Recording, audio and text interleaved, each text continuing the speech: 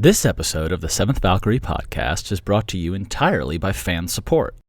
To help keep the series ad-free, get early access and bonus features, browse gear and apparel, join the community, or watch the series come to life in living color, you can check out the links in the description.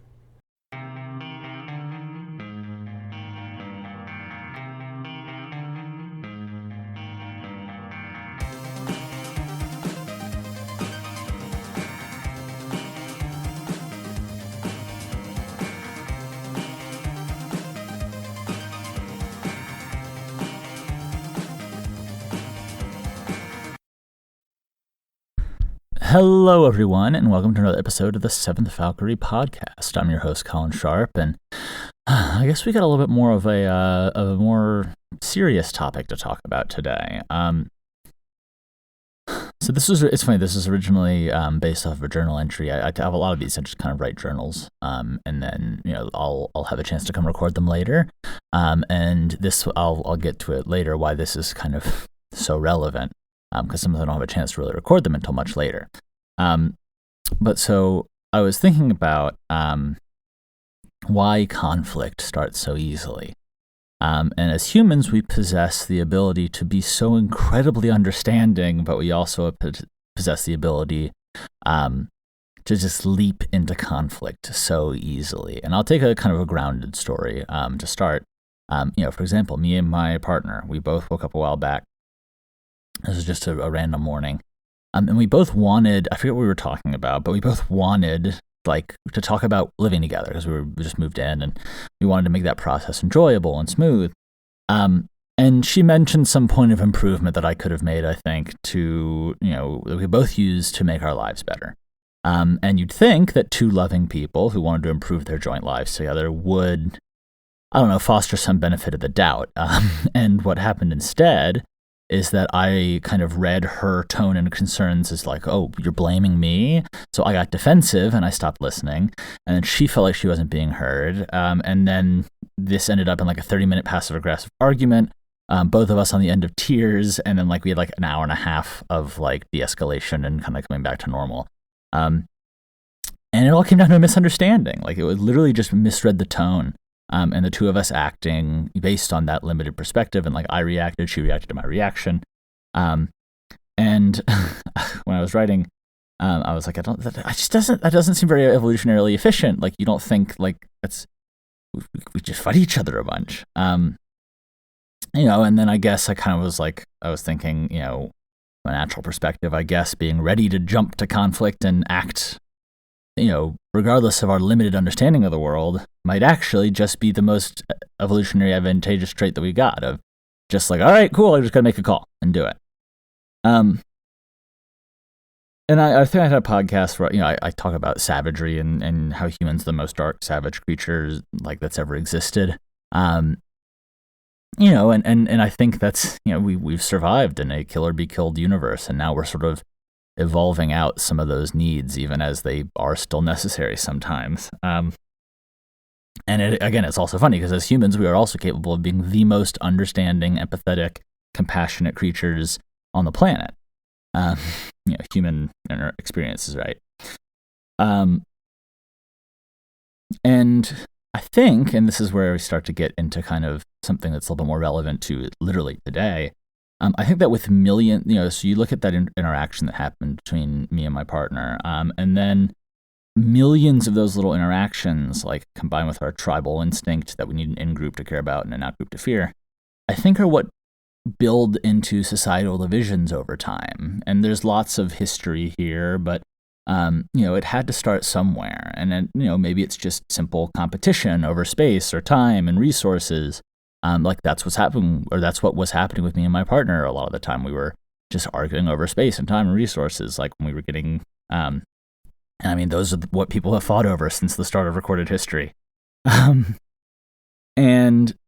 we as a species, we have developed lots of ways to dispel those frustrations, but we also have this strange willingness to escalate. And it's, right now what we're looking at in the world is a case study of how escalation leads to these global sort of higher level evils like genocide and oppression and generational hatred and terrorism, and these things that have plagued us since humanity has existed. Like I said, I wrote this journal entry weeks ago, probably in, I don't know, mid-August, probably a little earlier than that. But it was well before this escalation of the conflict in Israel and Palestine. And now that's something that's been on everyone's mind recently. And it's a bit haunting because I was just talking then about, how, conflict can start so easily. And I had another ending to this journal. And now all of a sudden you have this very real example of something happening. We have this deeply admired conflict that people are very passionate about, people are very intense about, and it really has no clear solution. Like I haven't heard any, people are blaming both sides, and people have a lot of different takes, and I won't get into that. But what I have noticed about it is that no one has some solution proposed. Everyone's like trying to figure out who did the wrong things, but it's very hard to find a solution. And when you look back at it, ultimately, you look back at 60, 70 years of how long this has been brewing, and it's, presumably at the beginning, it was just two groups of people trying to preserve their heritage, cultural, religious heritage, as well as survive in a hostile environment in the middle of the Middle East. And we have kind of the origins of that, were these disputes over who controls the Holy Land, over who dominates the resources in the region. You have all of these alliances based on other external racial and religious factors. And then of course, over the course of time, you have the little, those are natural divisions, and, you have agitators and you have isolated violence, and, then that starts to become an escalation to organized violence. You have military action, you have terrorism, battle lines are starting to get drawn along ethnic and religious lines. You have conflicts in the region that fuel this one. And ultimately, those are all leading to more division, more dehumanization of the other side. That's a real problem that we have right now, is you have this dehumanization of people. On both, it's like you have groups of people who are dehumanizing Israelis, obviously, and you have groups of people who are dehumanizing Palestine. And then you have, on top of that, when those divisions and hatreds are festering, you have sort of what I'll call institutional evils that sort of rise alongside them. You have, terrorist groups. You have, hardliner right, not always right wing. You have in the U.S. right now, the more violent groups are a little bit more right wing, but in general, you have groups, that's not. As a sidebar, right and left do not mean more warlike or less warlike, because you have atrocities all across the political spectrum. Anyway, but within this conflict that we're kind of talking about, you have these groups that are coming out that are sort of institutional evils. You have, hate, dehumanizing sentiment within the Israeli military, which has been well studied, as well as some of the atrocities that were performed against Palestinians. Obviously, you have the very well documented atrocities of groups like Hamas.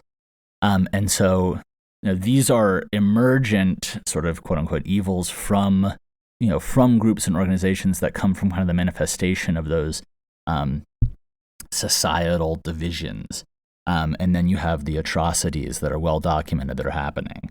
And I've been talking a lot with my partner about this and just discussing it and how we're seeing all these different responses. And I think what is so hard about this situation is we want to look for a bad guy. We look to blame one side. We want to root for one side. We want, because it makes things easier. We know how these things are going on. And the reality, we want to go to bed at night rooting for a good guy and hoping that the bad guy loses. And the reality is that sometimes it's not that simple. Sometimes you're just looking at a decades old, if not centuries old, series of escalations and estrangement, and now, slightly justified, slightly not actions that have all led to this incredibly difficult situation that, again, I've not seen anyone who has a solution for it. now millions of everyday people all around the globe. And, you talk about the innocent Gazans, the innocent Israeli people who are dying as a result of this conflict.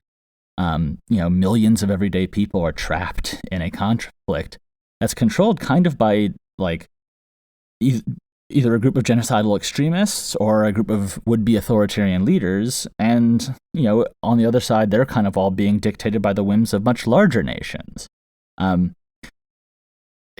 the side effects of a conflict growing unchecked, it's a quagmire, to use that fucking word.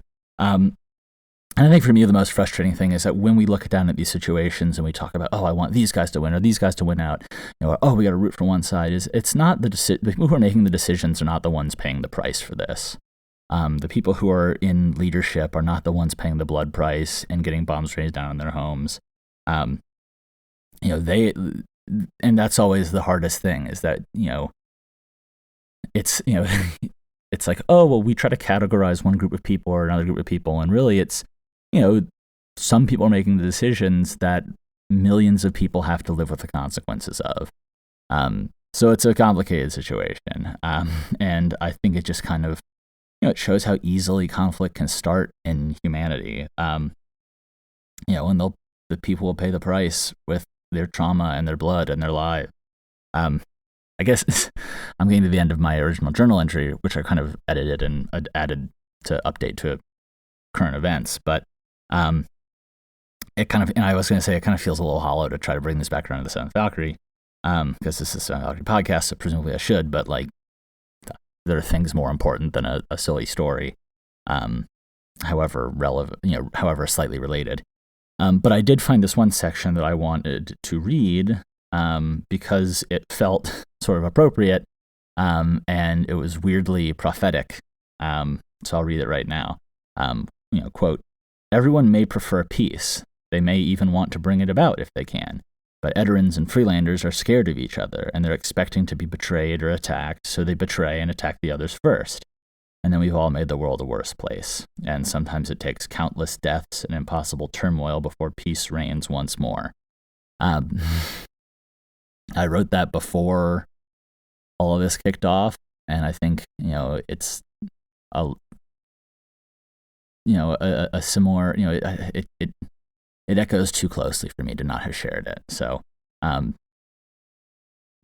now, I think everyone in the world can, I would hope that people start thinking rather than about who needs to pay for all of this, what we could do to save millions of innocent lives. And we're starting to see that happening. But I would hope that the discourse would rotate more around that. But I don't really have a hopeful message at the end of this. It's just a fact of life, sort of the physics of human conflict, that we find ourselves drawn together again and again and again like this. But I do think that it's sort of interesting trying to be aware of those little glitches in the human operating system, kind of the little flaws in human programming. And from there we can try to be a little bit more aware, and maybe one day, like, there will be a critical mass of people who are a little bit better at pulling us away from violence and conflict rather than rushing towards it. So, who knows?